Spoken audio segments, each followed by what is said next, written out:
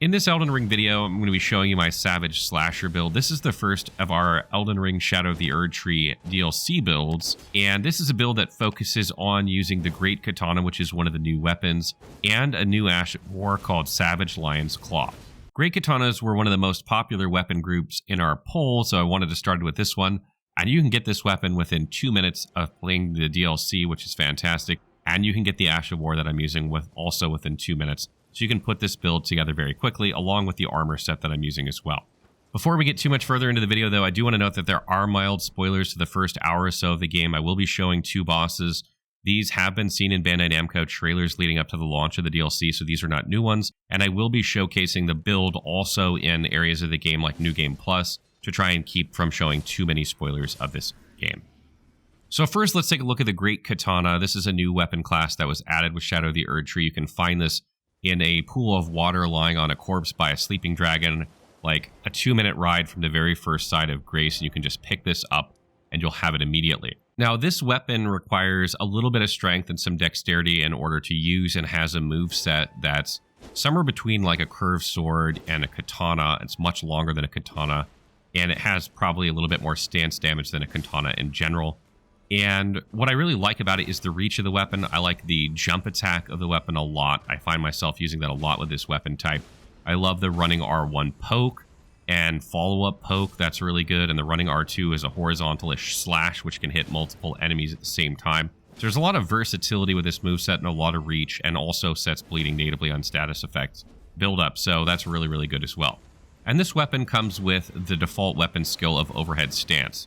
What this allows you to do is by holding the L2 button on your controller, hold your sword over your head, and if you hit R1, you do like a lunge forward slash, and if you hit R2, then you do like a triple slash. This should remind you of Ichimonji from Sekiro if you played that game. It's basically the same thing, and it has, pretty good reach. It pulls you forward pretty good. Doesn't have a lot of stance damage, but it's really good for status effect buildup if, you have decent status effect on your weapon. So what I've done here is I've given you 2 options. I've given you the option to use overhead stance if you like that one, because it's rather unique to Great Katanas and you're not going to see it outside of that weapon class. Or you can use Savage Lion's Claw, which has a lot more utility and versatility amongst different weapon types, but I think is a better Ash of War in general. And Savage Lion's Claw is basically an upgraded version of Lion's Claw, which allows you to do like a somersault and hit the enemy, but then press L2 again and then hit them again. And it's really good at dealing damage. It's really good at dealing stance damage. And I think overall you'll find that it's more effective, particularly if you're watching this footage, than overhead stance. But the thing about it is it basically costs double. So you can use overhead stance a lot more easily than you can use Savage Lion's Claw. However, when you're playing in an area where you're level 150-ish already, FP shouldn't be a huge problem for you, and it's not with this build. But if you were playing through like on a beginning character, say you just darted into the DLC area, you had someone carry you through those couple boss fights to get here, and you wanted to grab the Great Katana like real fast and dip out and play the whole game with it, I think overhead slash or overhead stance would be a lot better in terms of FP management earlier on in the game. And I've set this to the occult affinity for this weapon skill, or either of these weapon skills, and the reason I've done that is that the attack rating for this weapon is actually pretty damn good with arcane scaling, and it's probably only 30 to 40 attack rating less than the dexterity scaling of this weapon if you went keen, but your blood loss buildup is basically double what it is by default. So you're going to get a lot more bleed triggers going the occult route, so I highly recommend going that with this weapon type. And the armor that I'm using for this build is the Oathseeker Knight armor. I really love the look and style of this armor. It has kind of a classic Demon Souls-ish look in my opinion. The major upside is that it has pretty good protection. You can get it very, very early.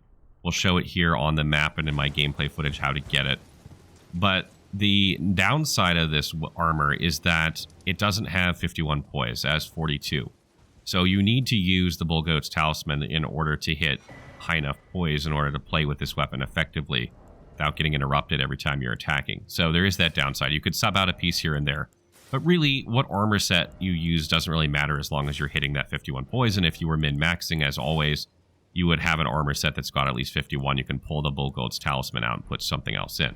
So for Talismans, we have Shard of Alexander to increase either overhead stance damage or Savage Lion's Claw damage, either one. We're going to use them both a lot with this build, so you want to increase their damage.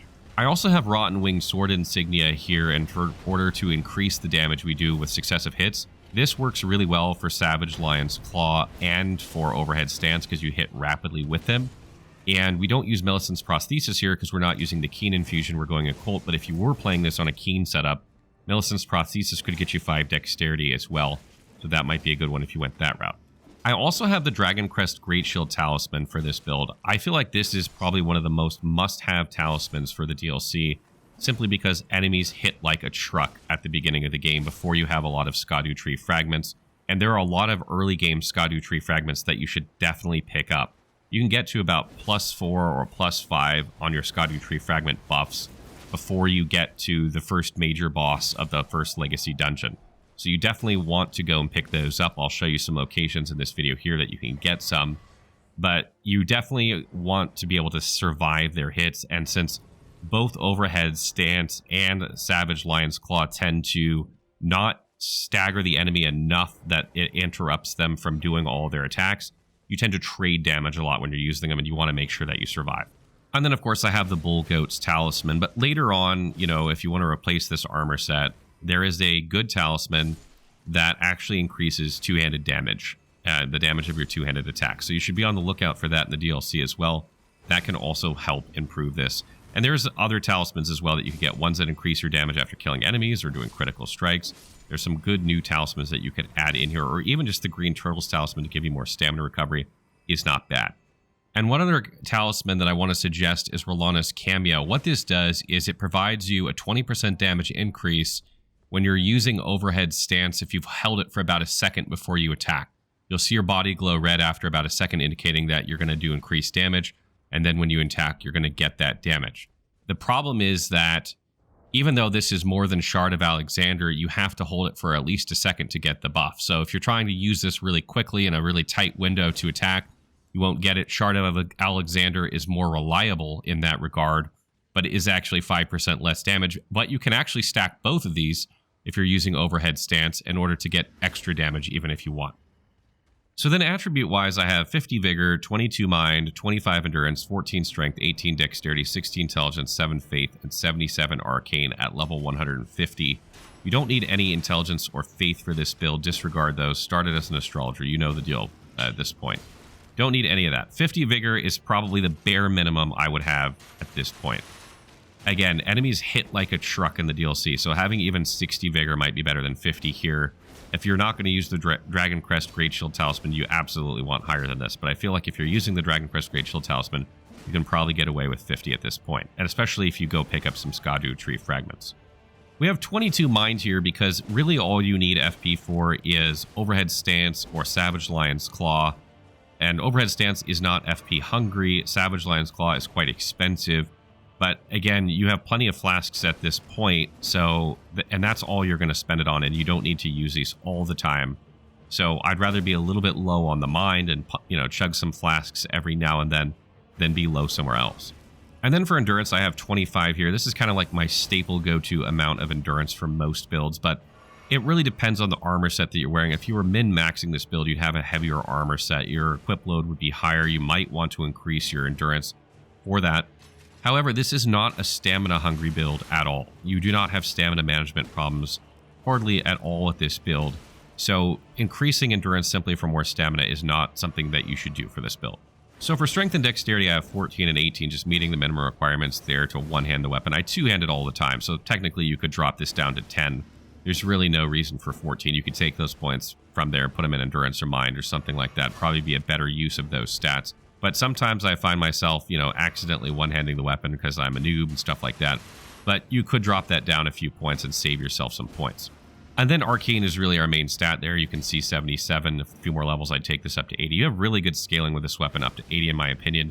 You have even more damage than the base damage with scaling on Occult, which is quite good. You have 107 blood loss buildup at this point, which is quite significant. So I definitely like going that way. As I mentioned earlier, it's only about 30 to 40 attack rating lower than Keen. And to have about double the blood loss buildup, I think is more than worth it. So, I mean, and you can also consider adding like Lord of Blood's Exaltation to your talismans to further increase your attack power when you trigger bleeding. Just really depends on the enemies that you're fighting. There are some enemies at the beginning of the DLC that are bleed immune. So you're not really going for bleeding on those enemies. You're going to focus on using Savage Lion's Claw or Overhead Stance to take them out. I will also mention that there are some dragon spells that have been added to the DLC that have very high arcane requirements. So if you want to use those spells and you're looking for a good setup to go with them, this would not be a bad build to do that with, but you won't get those spells until much further into the DLC. For Flask of Wonder Physique, I like 2 for this build. I like Stamina Recovery. It just helps to make sure I don't have stamina recovery problems in boss fights where you're rolling around and dodging a lot more. And also the one that increases your attack power with successive hits, because you do get those from Overhead Stance and from Savage Lion's Claw in boss fights and just regular attacks in general. And in terms of Great Runes, Godric's is good for this build because you use 6 of 8 stats, so you could definitely use that one if you want. That would save you a lot of levels in this build that you could spread around and probably make your build a lot more efficient. That's probably what I would recommend doing. But second to that, Radahn's is also not bad for more FP, stamina, health. All those things really good for this build. So that wraps up my Savage Slasher build. I hope you guys enjoyed this one. This is my first DLC one. Let me know how I did. Let me know if there's anything else you want to see or don't see. I tried to keep the spoilers to a minimum. Not trying to ruin anything for anyone, but I did want to showcase it a little bit against some DLC content so you could see it in action.